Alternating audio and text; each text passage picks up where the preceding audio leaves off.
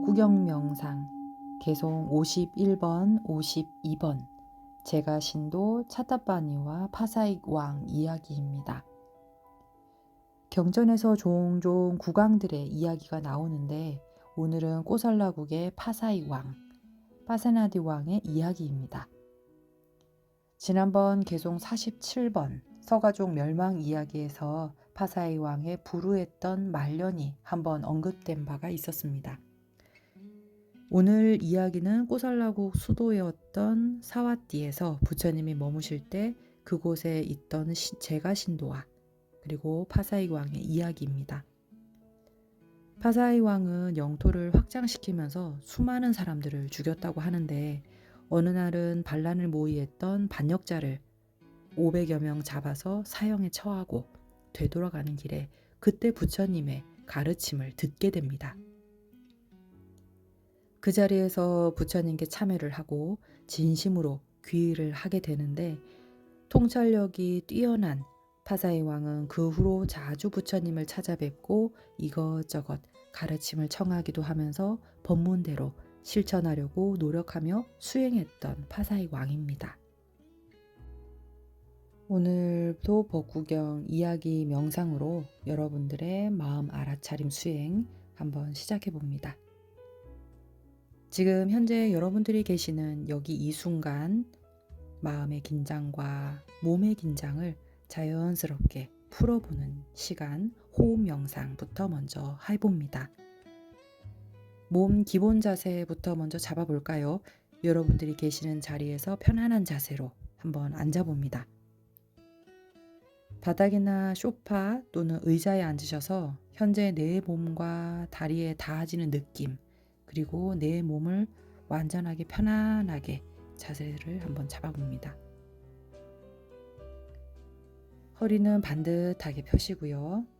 양쪽 손은 단전으로 모아도 좋고 혹은 무릎 위에 살며시 올려놓아도 좋습니다. 어깨에 힘이 들어갔다면 어깨에 힘을 쭉 빼시고 목은 고추 세우시면서 눈을 살며시 코끝에 응시해 봅니다. 혹시 몸이 지금 고단하신 분들은 누운 자세로도 와선이 가능하니 편안하게 자세를 취해 봅니다. 주의력을 코끝에 두고 호흡은 자연스럽게 들숨과 날숨, 들숨, 날숨 자연스럽게 해봅니다. 이제 여러분들의 심호흡을 크게 한번 하시고 의식을 한번 느껴봅니다.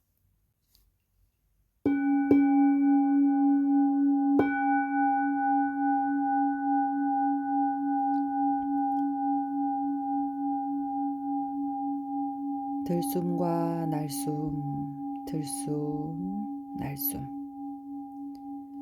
코끝에 주의력을 두시고 콧구멍 입구와 윗입술에 고정을 하시면서 들숨 날숨을 지켜봅니다.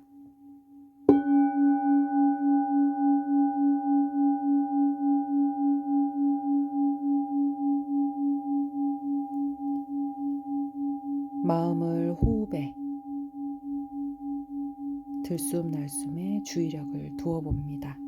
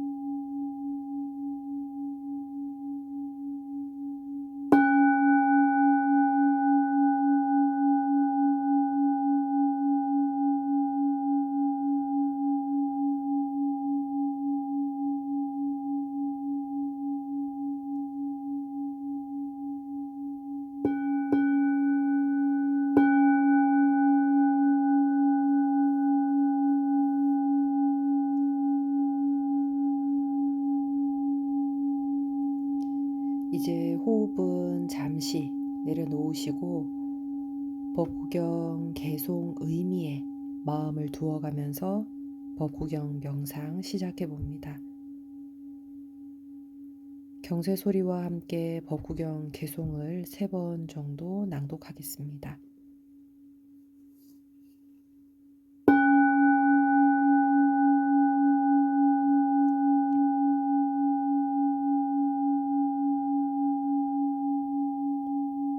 아름답지만 향기가 없는 꽃이 이익이 없듯 아무리 훌륭한 가르침도 실천하지 않으면 아무 이익이 없다.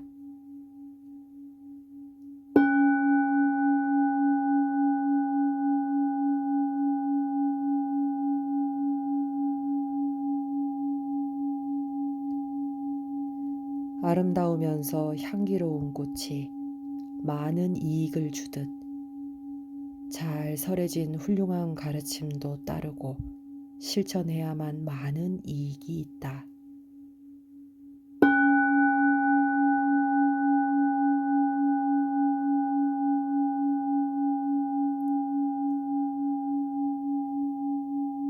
아름답지만 향기가 없는 꽃이 이익이 없듯이 아무리 훌륭한 가르침도 실천하지 않으면 아무 이익이 없다.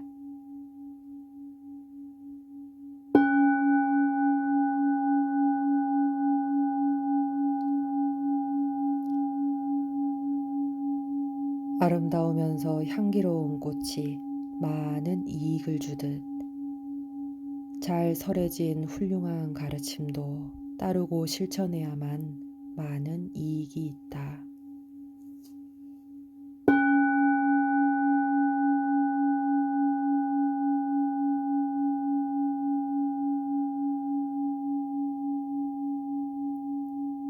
아름답지만 향기가 없는 꽃이 이익이 없듯이 아무리 훌륭한 가르침도 실천하지 않으면 아무 이익이 없다.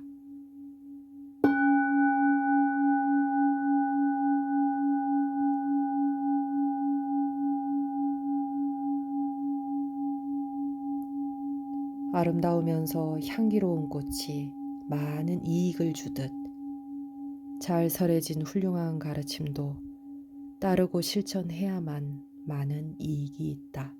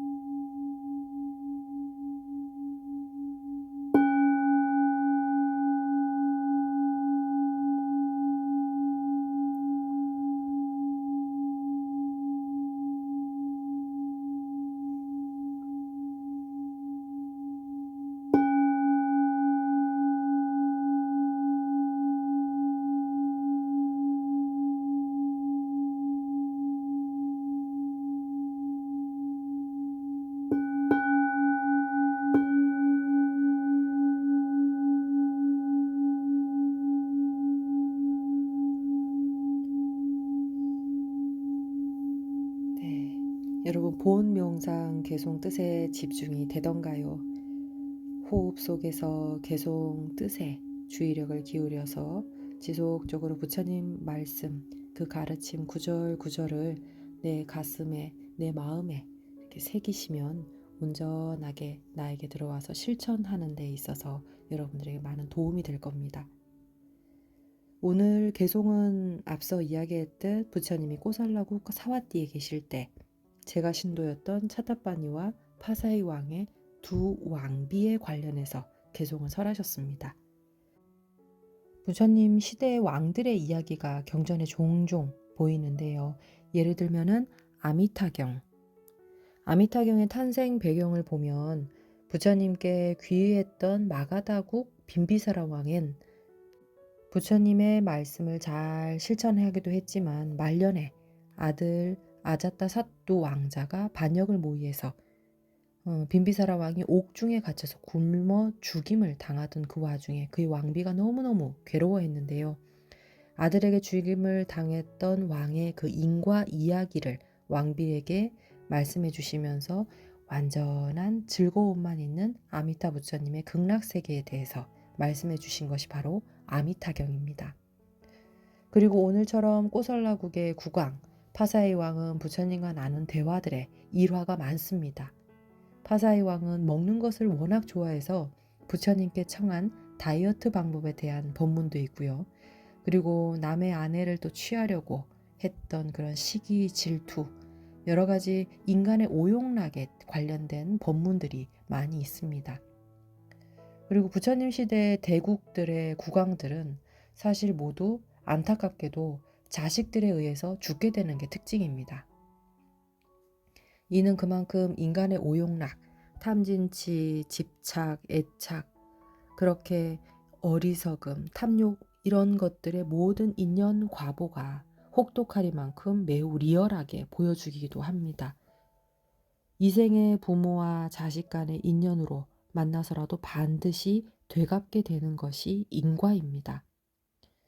아무리 그 사회가 도덕적이고 윤리적인 잣대를 갖다 대어도 그 인연 과보로 일어나는 거에는 그것이 선이든 악이든 결국 1 더하기 1은 2가 될 수밖에 없습니다. 그래서 우리가 평소에 부처님 말씀을 항상 실천하면서 내가 내 마음을 잘 살피고 내 행위가 남들에게 혹시나 이제 피해가 되지 않는지 이런 것들 모든 것들을 다 알아차림하면서 항상 나의 업식을 내려놓는 수행을 하는 그런 팔정도 수행이 계속 강조되고 있죠. 네, 앞서 이야기가 좀 길었는데요. 오늘 이야기 계속 한번 들어가 보겠습니다. 사와띠의 차타반이라는 제가신도가 있었는데 그는 경장, 율장, 논장 이 3장을 통달했을 뿐만 아니라 이미 수행의 과위에서 아나함과를 얻은 사람이었습니다. 어느 이른 아침에 부처님께 나아가서 삼배를 올리고 이제 앉아서 포살 법문을 듣고 있었는데요. 그때 파사이 왕이 법당으로 들어와서 부처님께 삼배를 올리는 거예요. 그 포살 법문에 함께 동참을 하는 거지요. 순간 제가신도 차타빠니는 왕이 들어오는 것을 보고 마음속에 갈등이 생깁니다. 일어나서 왕을 맞이해야 할까? 아니면 그냥 앉아 있을까? 그러다가 그는 마음속으로 다시 생각을 합니다. 아니다. 내가 일어나서 왕을 맞이하는 것이 존경을 표하는 것은 되겠지만 부처님께는 결례가 된다. 왕 중의 왕인 부처님 앞에서 한 지역의 왕에게 일어나서 맞이할 수는 없다. 이렇게 판단했던 거지요. 그때 법당에 있던 다른 신도들은 우왕좌왕하면서 일어나서 왕에게 고개를 조아리는 사람들도 있었는데 그 중에 차타빠니 제가신도는 자리에 가만히 정자세로 앉아 있었죠. 그 모습을 본 파사이 왕은 몹시도 사실 불쾌하고 거슬렸어요. 속으로 생각했죠. 저 XX가 아니 내가 이 나라 왕인데 저 XX는 대체 누구냐? 하면서 점점 분노지수가 높아지면서 화가 났어요. 꾹 참고 법당 한켠으로 나아가서 앉아 있기는 했는데 이게 울그락불그락 얼굴이 이렇게 화가 난 표정을 그 상황을 부처님께서 지켜보시고는 파사이 왕에게 말을 합니다. 대왕이여, 제가신도 차타빠니는 3장을 통달하고 수행하여서 아나함과를 이룬 자입니다. 그러니 이익이 있고 없음을 잘 아는 지혜로운 사람입니다. 부처님이 그 신도를 매우 칭찬하자 순간 화는 누그러졌지만 그래도 마음 한켠에 불쾌한 마음은 완전히 가시질 않았던 거죠. 그러던 어느 날씨가 화창한 날에 왕이 아침을 먹고 위층 창문에서 밖을 내다보는데 차타빠니 신도가 샌들을 신은 상태에서 일산을 들고 왕궁 앞들을 지나는 모습을 보게 됩니다. 그 모습을 본 왕은 곧바로 부하를 시켜서 그를 불러오게 했죠. 차타빠니는 왕의 부름을 받고 일상과 샌들을 그 자리에 벗어서 문 앞에 가지런히 놓은 상태로 왕에게 다가가서 읍조를 하고 그리고 공손하게 한쪽에 서 있었습니다. 그러자 왕이 비꼬면서 물어요. 아니 왜 일상과 샌들을 한쪽에 두고 왔느냐고. 차타파니 제가신도는 왕의 부름을 받고 사실 전하 앞에 오기 전에 얘를 갖추었노라라고 이야기를 드렸더니 왕은 아니 그렇게 얘를 잘 지키는 그대가 왜 지난날에 법당에서 왕인 줄 인지했음에도 불구하고 얘를 갖추지 않았는지 그 불쾌했던 일을 드러내놓고 이야기를 합니다. 그제서야 차타파니는 솔직하게 그날 있는 그대로 이야기를 해드리죠. 그 이야기를 듣고는 수긍을 했지만 왕은 또 다시 아무렇지 않은 듯이 지난날 부처님이 차타파니를 칭찬한 일을 다시 꺼내시면서 아니 당신이 금생과 내생에 이익이 되거나 이익이 되지 않는 일에 대해서 잘 알고 또 삼장을 통달했다고 하니 나의 왕비들을 위해서 법을 한번 설해 주시오.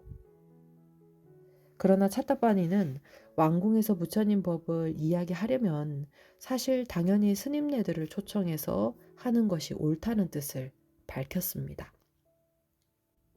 왕도 그제서야 그 뜻을 수긍하고 스님네께 500여 명을 정기적으로 공양청을 이제 하면서 법문을 부처님께 청합니다. 그러나 부처님은 열애가 한 곳을 정기적으로 가는 것은 옳지 않다고 하시면서 당신이 가시는 대신에 제자 아난다 존자를 대신 보내어서 그 의무를 맡겼습니다. 그렇게 아난다 장로가 정기적으로 왕궁에 가서 파사이 왕의 두 왕비에 대해 법문을 설하는데 법을 듣던 왕비들도 근기의 차이가 보여집니다. 시간이 지나서 부처님은 아난다 장로에게 물으셨어요. 두 왕비들이 어떻게 공부를 잘 하고 있느냐고. 아난다 장로는 첫 번째 말리카 왕비는 열심히 배우고 배운 것을 또 잊지 않기 위해서 외우고 오면서 외운 것을 또 실천하는 반면에 와사바 까띠아 왕비는 반대로 외우지도 않고 실천도 하지 않다라고 이야기를 드립니다. 그러자 부처님께서는 바로 말씀을 하십니다. 사실 법문을 열심히 듣지 않고 배우지도 않고 외우지도 않고 실천하지도 않는 사람에게는 향기 없는 꽃과 같다. 반대로 법문을 수지독송하면서 실천하는 사람에게는 풍성한 많은 열매가 맺어 그에게 축복이 되어서 돌아가리라. 부처님은 이렇게 말씀하시고 개송을 읊으셨는데 그 개송이 바로 아름답지만 향기 없는 꽃이 이익이 없듯 아무리 훌륭한 가르침도 실천하지 않으면 아무 이익이 없다. 아름다우면서도 향기로운 꽃이 많은 이익을 주듯이 잘 설해진 훌륭한 가르침도 따르고 실천해야지만 거기에 많은 이익이 있다. 이 개송 끝에 그곳에 있던 많은 존재들이 수다원과 사다음과 아나음과를 얻었다고 합니다. 여러분들 오늘 이야기를 들으면서 어떤 마음이 드시는지요? 부처님 제자, 제가 신도 또는 출가자, 수행자, 과연 어떻게 수행해야 할까요? 반드시 명심해야 할 것은 부처님이 이야기하셨듯이 제 아무리 많은 경전을 외우고 또 거꾸로 줄줄 외워도 또 법당에서 지극정성 바라는 마음으로 기도한다 하여도 결국 그 가르침을 내가 내 스스로 실천하지 않는다면 그것은 고여있는 썩은 물과 같아서 자신에게 아무런 이익이 없음을 부처님께서 재차 강조하셨지요. 아무리 좋은 말과 좋은 생각을 한편으로 하지만 사실 나에게 불리한 상황이 되면 그것을 행으로 실천하기란 사실 어려울 때가 많이 있습니다. 그 어려운 이유는 나라는 아상이 있기 때문입니다. 여러분들이 만약 지금 현재 저녁 10시쯤이 되어서 집에는 빨리 가야겠고 그러나 지갑에는 택시비가 5,000원 밖에 없다. 그런데 매우 굶주린 분이 다가와서는 돈을 몇 푼 달라고 합니다. 이 상황에 여러분들은 어찌하겠습니까? 경전과 실천 행을 따로 보면 안 된다는 거지요. 물론 선택은 각자에게 이제 주어지지만 그 선택에 따라서 내 삶에, 내 업에, 업식에 천차만별로 차이가 나기 시작합니다. 우리 보살님들도 사실 매일 금강경을 독송하시는 분들도 계시고 천수경 또는 정근, 경전을 수지 독송하시는 분들이 많이 계실 겁니다. 혹은 절에 가서 자원봉사 하시는 분들도 많이 계실 거고요. 여러분들이 이에 앞서서 기도를 하든 자원봉사를 하든 절수행을 하든 모든 수행의 가장 기본적인 부처님의 가르침이 먼저 무엇인지 잘 생각해 보셔야 합니다.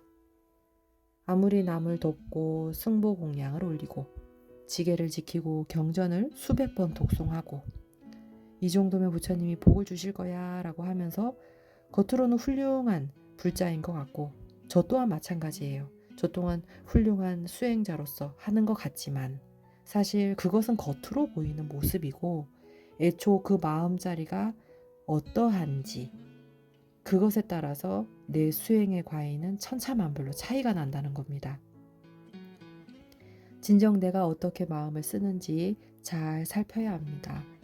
이미 부처님 가르침대로 나라는 생각, 내가 했다는 생각, 너는 있다, 너는 잘못했다, 이런저런 분별내는 마음이 쉬어졌는지, 그렇게 가지가지 마음이 진정 쉬어지고 있는지, 계속 꾸준하게 그렇게 내 마음을 점검하면서 부처님 가르침을 하나라도 실천한 후에 바로 일체지가 체득되는데 그러한 과정이 바로 성불의 기본 걸음이겠지요. 그렇게 청정한 믿음으로 내가 스스로 나를 바라보면서 그렇게 내 자신의 한 점 부끄럼 없이 진정한 하늘의 곡식을 보시하더라도 그렇게 명상도 하고 내 마음과 몸을 잘 지키면서 한다면 그곳에는 지혜가 자연스럽게 생겨날 겁니다. 오늘도 그대로 실천 수행 한번 해본다 생각하시고 마지막으로 개송을 한 번 더 독송하고 여기서 명상을 마치도록 하겠습니다.